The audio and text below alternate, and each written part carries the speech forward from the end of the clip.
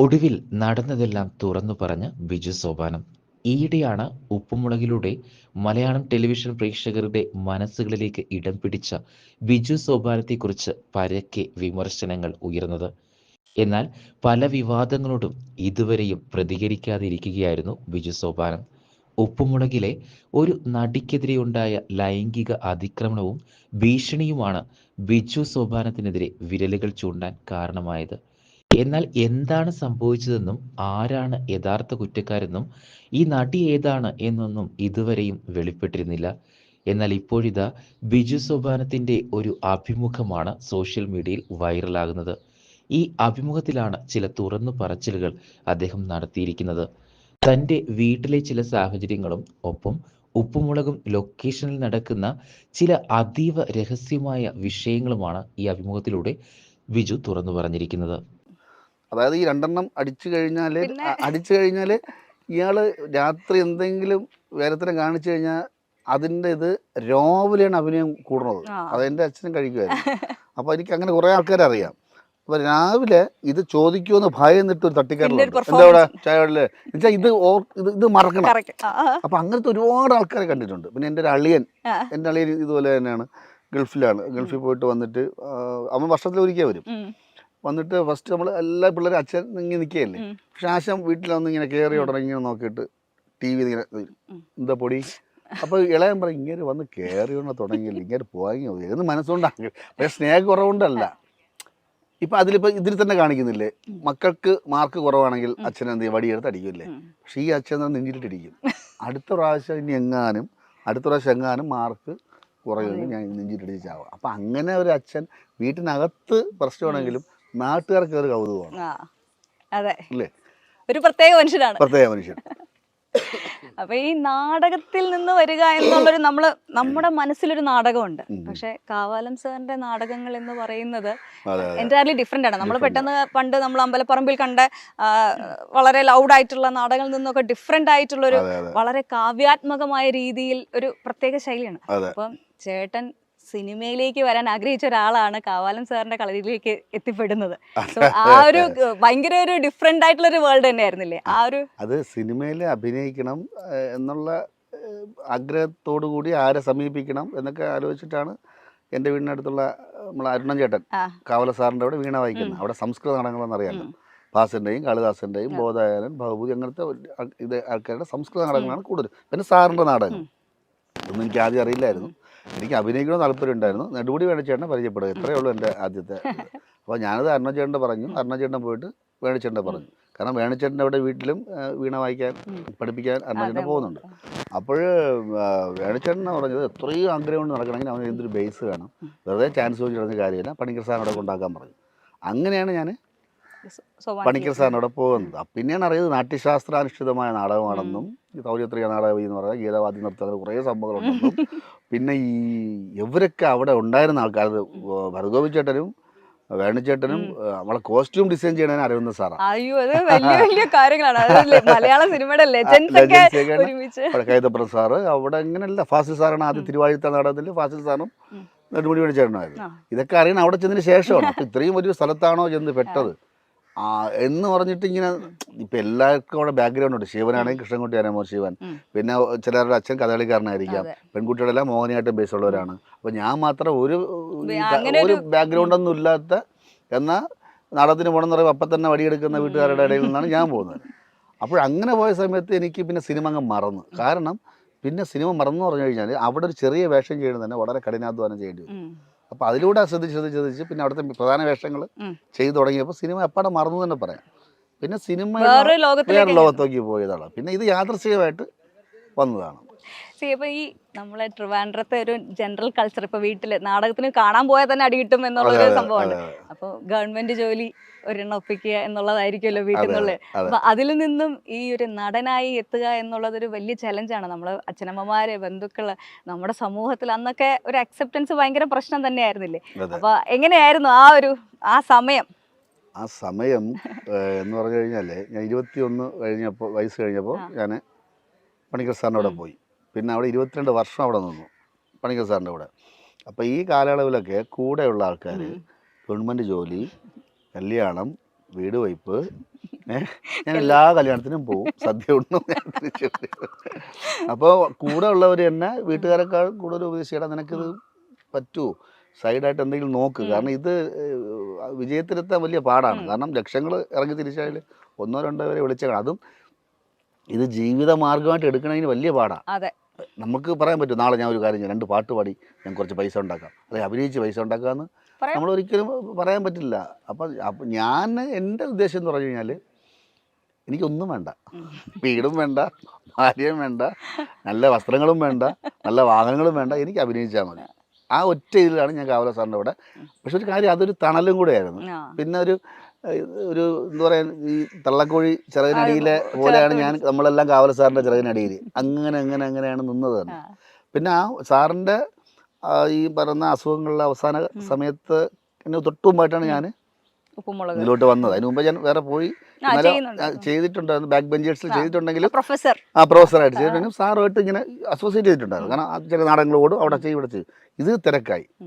പിന്നെ സാറ് എന്നെ കണ്ടിട്ട് നല്ല അഭിപ്രായമാണ്. സാർ ഒരിക്കലും അങ്ങനെ പറയാറില്ല. കാരണം എന്ന് വെച്ചാൽ അദ്ദേഹത്തിന്റെ നാടകങ്ങളും രീതികളും ഒക്കെ വ്യത്യാസമാണ്. ഇവിടെ ഒരു നമ്മള് പക്കാ ഒരു എന്താ പറയുക കമേഴ്ഷ്യൽ സ്റ്റൈലിലുള്ളൊരു ഷൂട്ട് എന്ന് പറയുമ്പോൾ ഈ ഒരു ട്രാൻസ്ഫോർമേഷൻ, അതായത് നാടകത്തിന്റെ ശൈലിയിലേക്ക് നമ്മൾ എത്തിച്ചിടും. നമ്മളിപ്പോൾ ക്ലാസിക്കൽ ഡാൻസ് പഠിച്ചു കഴിഞ്ഞാൽ പിന്നെ നമുക്ക് സിനിമാറ്റിക് ഡാൻസ് ചെയ്യാൻ നേരത്തെ ഒരു ഭയങ്കര ബുദ്ധിമുട്ടാണ്. നമുക്ക് എവിടെയൊക്കെ ഒരു ചിട്ടയുണ്ട്, അലസമായി കൈവിടാനുള്ള ഒരു ബുദ്ധിമുട്ട്. നമുക്ക് ആ കാഷ്വൽ എന്ന് പറയുന്ന ഒരു സ്ഥലം അതിന് ബ്രേക്ക് ചെയ്ത് വരാൻ വലിയ പാടാണ്. നമ്മൾ ചിട്ടയായ ചില നാടക രീതികളൊക്കെ ചെയ്തിട്ട് അതിനെ ബ്രേക്ക് ചെയ്തിട്ട് ഒരു സാറിന് ഈസി മട്ടിൽ അഭിനയിക്കുക എന്ന് പറഞ്ഞാൽ സാധാരണ ഇത് നാടകത്തിൽ നിന്ന് പോകാത്ത ആൾക്കാർക്ക് എളുപ്പമായിരിക്കും. പക്ഷെ ഞാൻ ഇത്രയും വർഷം അത് തന്നെ ശീലിച്ച് കണ്ണെടുക്കുക, നോക്കണമെങ്കിൽ തിരിച്ചു നോക്കുക, നിൽക്കുക എന്ന് പറയുക. അപ്പോൾ ആ കൈയുടെ മുദ്രകൾ, കാരണങ്ങളൊക്കെ നമ്മൾ നാടകത്തിൽ വന്ന ഒരാൾ പെട്ടെന്ന് എന്ന് പറയണമെങ്കിൽ അത് നമ്മുടെ മനസ്സുകൊണ്ട് കഠിനാധ്വാനം, അതാണ് ഞാൻ പറഞ്ഞത്, കഠിനാധ്വാനം അത് ഭയങ്കരമായിട്ട് വേണ്ടി വരും. ഇല്ലെങ്കിൽ നമുക്ക് അതാണ് ഈ നാടകം എത്ര ടാലൻ്റായിട്ടുള്ള നാടകക്കാരുണ്ട് അല്ല, ഒരുപാട് നമ്മൾ അതിശയിച്ചു അവിടെ അഭിനയം കഴിഞ്ഞു. പക്ഷെ അതിൽ ഇതിലോട്ട് വരുമ്പോൾ ഉള്ള അവരുടെ ഈ ഒരു അത് എനിക്ക് എൻ്റെ അടുത്ത് നമ്മളെ വേണുചേട്ടനൊക്കെ പറയും, അത് റെഗുലേറ്റർ പോലെയാണ്. അത് നമ്മൾ എവിടെയാണ് അത് ചെയ്യേണ്ടതെന്ന് നമ്മളത് അനുസരിക്കണം. അതൊക്കെ വേണുചേട്ടൻ പറഞ്ഞാൽ ഗോപിച്ചേട്ടനും ഭരതഗോപിച്ചേട്ടനും നമുക്ക് പറഞ്ഞു തരുമായിരുന്നു. പക്ഷെ അവരൊന്നും സിനിമയിൽ നീ പോകുമെന്ന് പറഞ്ഞിട്ടില്ല.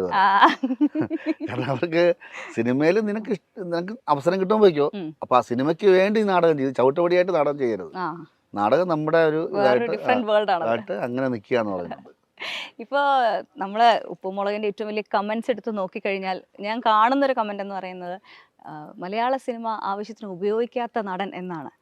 അതായത് ചേട്ടൻ ഈ സിനിമയിൽ കാണണമെന്ന് ആഗ്രഹമുണ്ട്, പക്ഷേ ഒരു എപ്പിസോഡിലെങ്ങാനും ബാലുചേട്ടൻ ഇല്ലാണ്ട് ഇരുന്ന് കഴിഞ്ഞാൽ ഇതേ പ്രേക്ഷകരെ ബാലുചേട്ടൻ ഇല്ലാതെ ഭയങ്കര ഒരു പ്രശ്നമല്ല. ഇഷ്ടക്കൂടുതലുണ്ടായിരിക്കും, അല്ലെങ്കിൽ കാണാതുള്ള സിനിമ അങ്ങനെ ഈ പറയുന്ന വാരി വലിച്ചൊന്നും സിനിമ ചെയ്യുന്നില്ല, ഇടയ്ക്കിടയ്ക്ക് വരുന്നുണ്ട് സിനിമകൾ വരുന്നു, അത് ചെയ്യുന്നുണ്ട്. ബാലു എന്ന ക്യാരക്ടർ ഹിറ്റായി കഴിഞ്ഞപ്പോൾ നമുക്ക് എന്താ ഭാഗ്യം, ആദ്യത്തെ സീരിയല് തന്നെ ഫസ്റ്റ് ചെയ്തു, ഹിറ്റ് വേഷം. പക്ഷെ അതിന്റെ പുറകിലുണ്ടായിരുന്ന ഒരു കുറെ കാലത്തെ ഒരു സ്ട്രഗിള് എനിക്ക് ഈ ബാക്ക് ബെഞ്ചേഴ്സ് പലർക്കും എനിക്ക് കണ്ട ഓർമ്മയുണ്ട്. നമ്മൾ അമൃത ടിവിയിലെ സിറ്റ്കോം കണ്ട ഓർമ്മയുണ്ട്. അപ്പൊ ആ ഒരു സിറ്റ്കോമിലേക്ക് എത്തുന്നത്, അതായത് നമ്മൾ കാണുന്ന യൂഷ്വൽ ഫിക്ഷൻ എന്ന് പറയുന്നത് മെഗാ സീരിയൽ അതാണ്. പക്ഷെ സിറ്റ്കോം ഇസ് എൻറ്റയർലി ഡിഫറെന്റ്. കാരണം ഇതിന് നമുക്ക് എന്തൊക്കെ അറിയാമോ, അതായത് നമുക്ക് എന്തൊക്കെ പരീക്ഷണങ്ങൾ വേണോ എല്ലാം നമുക്ക് ഇവിടെ ഉപയോഗിക്കാൻ പറ്റും. ഇപ്പം എനിക്കൊരു പോലീസുകാരനാവണമെങ്കിൽ ഇപ്പം എനിക്ക് തന്നെ എൻ്റെ കണ്ടന്റ് ഞാൻ വേണ്ട, നാളെ പോലീസുകാർ ഇങ്ങനൊരു കഥയുണ്ട്, ഇവിടെ കഥ എഴുതും. എനിക്ക് ഡോക്ടറാണെങ്കിൽ ഡോക്ടർ, മെക്കാനിക്കാണെങ്കിൽ മെക്കാനിക്, ഡാൻസുകാരനാണെങ്കിലും പാചകക്കാരനാണെങ്കിലും ജ്യോതിഷക്കാരനായിരുന്നെങ്കിലും എന്ത് വന്നാലും നമുക്ക് ചെയ്യാൻ പറ്റും. പിന്നെ നമ്മുടെ അറിഞ്ഞ് നമ്മുടെ കാര്യങ്ങൾ പറയാൻ പറ്റും. സീരിയലാകുമ്പോൾ അവർ ചെയ്യുന്ന ചിട്ടപ്പടിയായിട്ടുള്ള കാര്യങ്ങളെല്ലാം ചെയ്യാൻ പറ്റും. ഇവിടെ അങ്ങനെയല്ല, ഇവിടെ എല്ലാ സ്വാതന്ത്ര്യവും. ഈ ഒരു നമ്മളെ ഭയങ്കര ഒരു ഫ്രീഡം ഉണ്ടല്ലോ, നമ്മളത് ഇംപ്രവൈസ് ചെയ്തിട്ടാണ് സ്ക്രിപ്റ്റ് ചെയ്യുന്നത്. സ്ക്രിപ്റ്റ് വായിക്കുന്നുവെങ്കിലും നമ്മൾ ചെയ്യുന്ന സമയത്ത് ഭയങ്കരമായിട്ട് ഇംപ്രവൈസ് ചെയ്ത് തിരുത്താൻ പറ്റും. പക്ഷേ ഈ സാധാരണ സീരിയലിൽ അങ്ങനെ അല്ലെങ്കിൽ സിനിമയിലേക്ക് പോകുന്ന സമയത്ത് ഈ ചിട്ടയിൽ ഡയലോഗ് അങ്ങനെ തന്നെ പറയേണ്ടി വരും, ബുദ്ധിമുട്ടുണ്ടാവാറുണ്ട്. ഞാനങ്ങനെ പോയിട്ടില്ല സീരിയൽ, ഒന്ന് ചെയ്തിട്ടോ, രാധാമാധവ സീരിയൽ, അത് ഈ വീട്ടിൽ വെച്ചായിരുന്നു. എൻ്റെ വൈഫായിട്ട് അഭിനയിച്ചത് വിദ്യുജ മേനോനായിരുന്നു. പക്ഷെ അത് പുറത്തിറങ്ങിയിട്ടില്ല. അത് മണി ഷൊണൂണായിരുന്നു എൻ്റെ.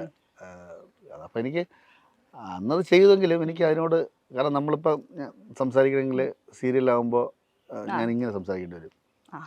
ക്യാമറ നോക്കി ഇവിടെ ആൾ നിൽക്കും, ഇയാളോട് പറയേണ്ടത് അത് ആ ഒരു രീതിയാണ്. അത് മോശം ഇല്ലല്ലോ, മോശം ലൈഫ് നമുക്ക് പറയാൻ പറ്റില്ല. കാരണം അത് കേട്ട് പറയല്ലേ, ആരും സീരിയൽ ആരും അവർക്ക് ഒരു ദിവസം ഇത്ര എപ്പിസോഡ് അടിച്ചു തീർക്കണമെന്നുണ്ട്. അപ്പം പിന്നെ എല്ലാം കാണാൻ പഠിച്ച് പറയിക്കാനുള്ള സമയമൊന്നും അവർ തരില്ല. അപ്പം നമ്മൾ കേട്ട് പറയുമ്പോൾ എന്തായിരുന്നാലും അത് ഒരു പ്രോസസ്സ് വേറെ. എന്നാലും അതിലും ചെയ്യുന്ന മിടുക്കന്മാരുണ്ട്. പക്ഷെ നമുക്ക് എന്താ അത് സൂട്ടാവില്ല. അവിടെ ചെന്നാൽ പരാജയമായിരിക്കും. ഒരു ഭയങ്കര ഒരു അടുക്കി നമ്മളൊരു കെട്ടി ഇട്ടിട്ട് ചെയ്യുന്ന പോലത്തെ ഒരു ഫീൽ ആയിരിക്കും അല്ലേ? ഇപ്പൊ നമ്മൾ ഇവിടെ കാണുമ്പോ എന്ന് വെച്ചാൽ ശരിക്കും ആ ഒരു ഫ്രീഡം നമ്മൾ കണ്ട് ശീലിച്ചിട്ടില്ല. നമ്മൾ കണ്ടിരിക്കുന്ന ആർട്ടിസ്റ്റുകൾ അവിടെ അനങ്ങാണ്ട് നിന്ന് ഡയലോഗ് പറയുന്നു, കുറച്ചു നേരം നിന്ന് റിയാക്ഷൻ കൊടുക്കുന്നു, മൊത്തത്തിൽ ബാക്ക്ഗ്രൗണ്ട് മ്യൂസിക്കിന്റെ ഇഫക്റ്റിൽ നമ്മൾ ഇമോഷൻസ് മനസ്സിലാവും. പക്ഷെ അതങ്ങനെയൊന്നുമില്ല, ഇങ്ങനെ അങ്ങോട്ട് കിടക്കുന്നു ഇങ്ങോട്ട് കിടക്കുന്നു. അപ്പോൾ ഈ ഒരു ഷൂട്ടിംഗ് പ്രോസസ്സ് എങ്ങനെയാണ്? കാരണം നമ്മുടെ പ്രേക്ഷകർക്ക് പലർക്കും ഇത് അറിയില്ല. അവർ നോക്കുമ്പോൾ അതൊരു വീട് മൊത്തം ഇങ്ങനെ നടക്കുന്നു, ഈ വീടിനകത്തുള്ള കഥാപാത്രങ്ങളെയും കംപ്ലീറ്റ് ബന്ധങ്ങളെയും എല്ലാവർക്കും അറിയാം. അത് ഇതിന്റെ ഈ ഷൂട്ടിംഗ് പ്രോസസ്സ് കാരണമാണ് എന്നാണ് എനിക്ക് തോന്നിയിട്ടുള്ളത്. അപ്പൊ അതിനെ പറ്റി ഒന്ന് പറഞ്ഞുതരാമോ? ഷൂട്ട് ഞാൻ നേരത്തെ പറഞ്ഞ പോലെ പഠിച്ചു മറന്ന് ചെയ്യുക എന്നുള്ളൊരു സംഭവമാണ് ചെയ്യുന്നത്. ഇപ്പോൾ നമ്മുടെ ഒരു സംഭവം കൺവേ ചെയ്യാൻ വേണ്ടി നമ്മൾ എന്ത് ഭാഷ ഉപയോഗിക്കും അല്ലേ? അത് ഹിന്ദി ആയിക്കോട്ടെ, അപ്പം കാര്യം അറിഞ്ഞിരുന്നാൽ നമുക്ക് ഏത് ഭാഷയും നമുക്ക് മനസ്സിലാവും. അപ്പം ഇവിടെ ഭാഷയ്ക്ക് വലിയ ഇമ്പോർട്ടൻസ് ഇല്ല. നമുക്ക് കാര്യം അവതരിപ്പിക്കുക എന്നുള്ളതാണ്. അപ്പോൾ നമ്മൾ എന്താണ് അവതരിപ്പിക്കേണ്ടത്? ദേഷ്യം വന്നു കഴിഞ്ഞാൽ ദേഷ്യം, അതിന് ചിട്ടയായി നേരത്തെ പറഞ്ഞ പോലെ അതിർ വരമ്പുകളോ പിടിച്ചു നിർത്തിയോ, പിന്നെ ഈ ടെക്നിക്കൽ പരമായിട്ടുള്ള സംഭവങ്ങൾ അധികം അതിൽ കടന്നു കയറുന്നില്ല എന്നുള്ളതാണ്. ഇപ്പം നമ്മൾ ഒരു കാര്യം പറയട്ടെ, ക്യാമറയ്ക്ക് വേണ്ടി അവരുടെ അല്ല, നമുക്ക് വേണ്ടി ക്യാമറ. നമ്മൾ എവിടെ പോയാലും അവിടെ ക്യാമറ ഉണ്ട്. അല്ല ക്യാമറയ്ക്ക് ഒരു ചിട്ടവട്ടം വെച്ചിട്ട് ചെയ്യുമ്പോൾ ഉള്ള അതിലല്ല ഇത്. പക്ഷെ ഈ ഒരു സാധനം വേറെ ഒരിടത്ത് ഉപയോഗിക്കാൻ പറ്റില്ല. സിനിമയിൽ പറയുന്ന അതേ ഡയലോഗ് ഉണ്ട്, കൂടെ ചാടട്ടെ എന്നുള്ളതാണ്. അല്ല, അപ്പോൾ ഇതിപ്പോൾ സിനിമയിൽ ആപ്ലിക്കബിൾ അല്ല, സീരിയലിൽ ചെയ്യാൻ പറ്റില്ല. കാരണം അതിൻ്റെ രീതികളുണ്ട്. ഇപ്പം സംവിധായകൻ്റെ കലയാണ് സിനിമയാണെങ്കിൽ, ഇതിപ്പോൾ സംവിധായകൻ്റെ കലയെന്ന് മൊത്തത്തിൽ പറയാൻ പറ്റില്ല. എല്ലാവരും കൂടി ചേർന്നുള്ള സംഭവമാണ്. ആരും ഇതിൽ പ്രധാന കണ്ണിയാണ്ടി ഞാൻ മാത്രമല്ല. ഇവിടെ പാറക്കുട്ടി ഇപ്പം ഇന്നലെ വന്ന് ഇപ്പം പൂച്ചക്കുട്ടി വരെ എല്ലാം ഒന്നാണ്. ഡയറക്ടർ ഒന്നാണ്, സ്ക്രിപ്റ്റ് റൈറ്റർ ഒന്നാണ്, എല്ലാവരും ക്യാമറമാന് എല്ലാവരും ഒന്നിച്ച് നിന്നാൽ മാത്രമേ ഈ സംഭവം നടക്കത്തുള്ളൂ. ശരിക്കും ഈ പിള്ളേരൊക്കെ ഉണ്ടല്ലോ, നമ്മളിങ്ങനെ എന്താ പറയുക, പിള്ളേരൊക്കെ വളർന്നു വരുന്നത് അങ്ങ് കാണുമായിരുന്നു. ശരിക്കും നമ്മുടെ ഫാമിലിയിലെ മക്കളൊക്കെ വളർന്നു വരുന്ന പോലെ കേശുവും ശിവാനിയും ലച്ചും ഒക്കെ വളരുക. ഇപ്പം ആ ഒരു ഭയങ്കര അടുപ്പമുണ്ടല്ലോ. ഇപ്പം നിങ്ങൾ ഇത്രയും വർഷമായിട്ട് ഒരുമിച്ച് ചെയ്യുകയാണ് ഒരു ഫാമിലി ആയിട്ട്. ആ ബോണ്ടിങ്, വർക്ക് എന്നുള്ളത് മാറി, വർക്കിന്റെ ഒരു സ്റ്റേജ് കഴിഞ്ഞല്ലോ. കറക്റ്റ് അറിഞ്ഞത് കൊറോണ സമയത്തായിരുന്നു. നമ്മൾ അല്ലെങ്കിൽ പിന്നെ ഞാൻ പോയിട്ട് ഒരു 4 ദിവസം 5 ദിവസം കഴിയുമ്പോൾ തിരിച്ചു വരും. വീട്ടിൽ 6 വർഷം നിൽക്കാറുള്ളൂ, ഏറ്റവും കൂടുതൽ നിൽക്കാറുള്ളൂ 5 ദിവസം 6 ദിവസം. അപ്പോൾ പിന്നെ അത്രയും ഇതൊന്നുമില്ല. പക്ഷേ ഈ കൊറോണ സമയത്ത് എല്ലാവർക്കും ഭയങ്കരമായിട്ട് മിസ് ചെയ്തു.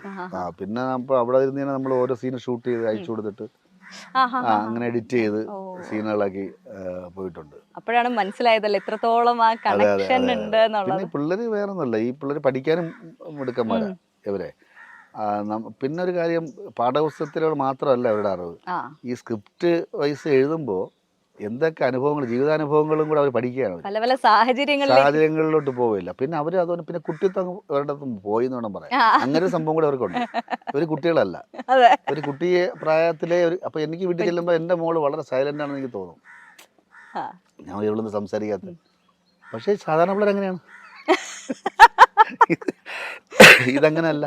ഇപ്പൊ ഞാൻ പറയട്ടെ, ഇപ്പൊ കേശു ഇരിക്കുക, സെറ്റിലിരിക്കുക, ഇപ്പോഴുള്ള കാര്യമല്ല, ഒരു 1, 2, 3 വർഷങ്ങൾക്ക് മുമ്പുള്ള കേശുവിനെ ഞാൻ പറഞ്ഞു. കേശു ഇരുന്നിട്ട് ഒരാൾ വരെയാണ്, അയാൾക്ക് ഒരു 10-60 വയസ്സുണ്ടെന്ന് വിചാരിക്കും. വന്ന ഉടനെ ഇപ്പം നമ്മൾ സാധാരണ പിള്ളേരാകുമ്പോൾ ഇരിക്കുമ്പോൾ ചിരിക്കും. അപ്പം ആ പുള്ളിയിൽ ചോദിക്കുക, മോനെ നന്നായിട്ട് അഭിനയിക്കുന്നു കേട്ടോ, എന്താ പേര് മോനെ? അത് അൽസാബിത്ത്. അതാണല്ലേ ഒറിജിനൽ പേര്? ശരി ശരി, ഓക്കെ ഇതല്ലേ? പക്ഷെ കേശു അതല്ല. കേശുവിന് ഇരുന്നിട്ട് എന്താ പേരെന്താ? എൻ്റെ പേര് നാരായണൻ. ഓക്കെ, എന്ത് ചെയ്യുന്നു ഇവിടെ? പെൻഷനായോ? ഓ, സുഖമാണോ? ഫാമിലിയൊക്കെ സുഖമായിരിക്കണോ? Okay okay. ഇതാണ് അവൻ. കാരണം തിരിച്ചടിച്ച് അവൻ കാരണവരെ അല്ല, അങ്ങനെയാണ് ഇവിടുത്തെ കാര്യങ്ങൾ. ആദ്യം കാരണം എന്ന് വെച്ചാൽ കുട്ടികളാണ് എന്നുള്ള രീതിയിൽ അവിടെ ഫാമിലി മെമ്പേഴ്സ് എന്നുള്ളതേ ഉള്ളൂ, വലിയവർക്കൊപ്പം തന്നെയാണ്. നമുക്ക് ചില സമയത്ത് ഈ പറഞ്ഞ കമന്റ്സിന്റെ ഇടയിൽ കുട്ടികൾ ചെറിയ ഞാൻ പറയട്ടെ, അത് പറയിപ്പിക്കുക തന്നെയാണ്. ഇത് കച്ചവടമല്ലേ ഇത്? ഞാൻ പറയട്ടെ, ബോവനും മോളിയിൽ കൂടെ സമകാലീന പ്രശ്നങ്ങളും രാഷ്ട്രീയ കാര്യങ്ങളൊക്കെ ചർച്ച ചെയ്ത് ബോവനും മോളിയാണല്ലോ. ഈ കുട്ടികളുടെ പറയുമ്പോൾ അതിനൊരു അത് നമുക്ക് കേൾക്കാനൊരു അത് കച്ചവടം തന്നെയാണ്. അത് അങ്ങനെ പറയിപ്പിക്കാൻ പറ്റൂ എന്തായിരുന്നാലും. ഈ കൂട്ടത്തില് ഏറ്റവും വലിയ വേന്ദ്രൻ അല്ലെങ്കിൽ വേന്ദ്രത്തെ ആരാ? ഇത് കേശുവാണ് ചില എല്ലാം കൂടെ വിളിച്ച് പൊട്ടത്തരങ്ങളെ വിളിച്ച് പറയുന്നതും. എന്നാൽ കേശുവാണ് കൂടുതലും നിൽക്കുക.